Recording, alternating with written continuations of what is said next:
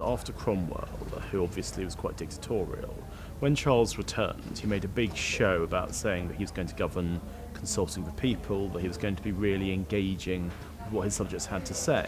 But it was quite obvious after the first 6 years of his reign that wasn't happening at all, because what he was doing was he had this small court of people, a cabal, if you like, who it was all quite centralised. And in fact, it's quite interesting if you compare it to present day, because you got a sense of a small, indeed actually unelected group of people who had all the influence. And of course the people in the country didn't have any. That was something that I think that people were quite angry about, because the Restoration was something that the country welcomed when it happened, because after 13 years of Cromwell and Protectorate, people were really sick of the idea. It was really harsh, really grim, and everyone wanted a bit of colour and a bit of life, but in fact it proved to be a massive disappointment.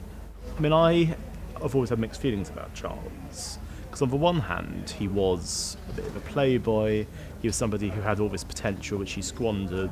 On the other hand, he was a man of immense charm, immense charisma, great bravery. I mean, in 1651, after he'd lost the Battle of Worcester, he fled the country, and he was doing all these amazing things, hiding up trees and so on. So, from that perspective, he was a different kind of monarch.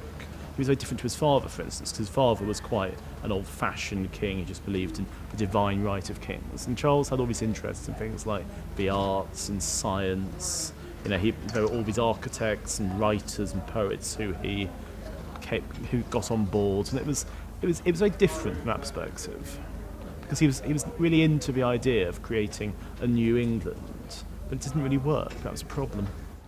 But what happened is that Charles came to the throne and he offered religious freedom, because obviously before he'd arrived there was all this talk about how it was going to be Puritan rule forever, and Charles was much more open-minded.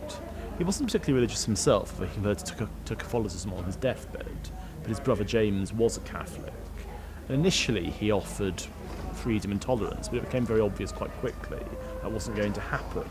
So what happened after that was that the Quakers were very powerful, and John Bunyan, who was the best known, who wrote A Pilgrim's Progress when he was in prison, because he'd been arrested for his faith. And actually, after the first couple of years, tolerance of religion didn't really happen anymore. So it was something that there'd been the expectation that it would happen, but I mean, it didn't really, which was, I think, a lot of people were very angry about that.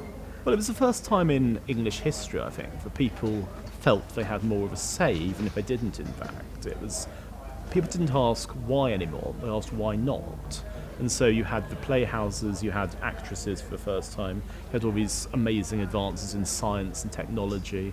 It was very much a sense that things, I suppose you would argue that Europe had had all these innovations and England had been stuck because of the Civil War, and actually ever since Queen Elizabeth there hadn't been much progress.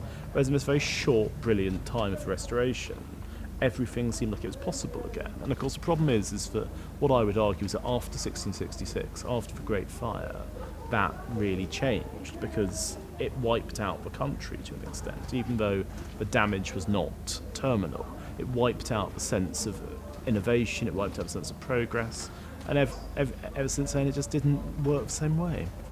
Well, I don't think that there was actually a conspiracy, because if you look at the origin of the fire, it was just literally that a baker left his oven on.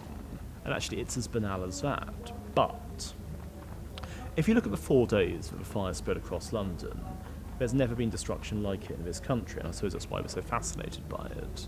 And I think the people wanted somebody to blame, and the Dutch were very much, they just fought a war against them 2 months before. Catholics were blamed, because obviously Catholicism, despite the King's brother being a Catholic, was very, very much evil. And I think that what's so interesting about the fire is that we don't know the true story. I mean, for instance, something that I was always told when I was growing up is only 7 people died in the Great Fire of London. And I thought, that can't be true, can it? And I looked into it, and the fact is that hundreds, if not thousands of people died in the Fire of London. It's just that because they were normally poor, and they were probably illiterate, they didn't leave any journals or diaries behind. And also their bodies would have been destroyed. So we have absolutely no idea, the records that we have, as to how many people did die in the Fire of London. And so because of that, there's all these stories and myths that have grown up, and I think that it's important for any writer to try and debunk them a bit. Well, what you've got, now as then is that London was the centre of England. I mean, London was where everyone lived. And if you didn't have a presence in London, you were nobody. So actually, something that was interesting with my research for restoration is like I kept trying to find major figures outside of London. It was very difficult to, because the diaries, the journals of the time, they all relate to metropolitan life. So that established, you look at how, I suppose Oxford was an intellectual place because there you had the King's Court in the Plague in 1665 and early 1666. But also you had all these people like Christopher Wren, like Isaac Newton, like the Earl of Rochester, who were doing all these things which, for good or for ill, changed the face of history. And what I would say is that Charles's patronage of all those people was immensely important, because if he hadn't said to them, go off and explore ideas, go off and try something, I don't think that we'd have the country we have now.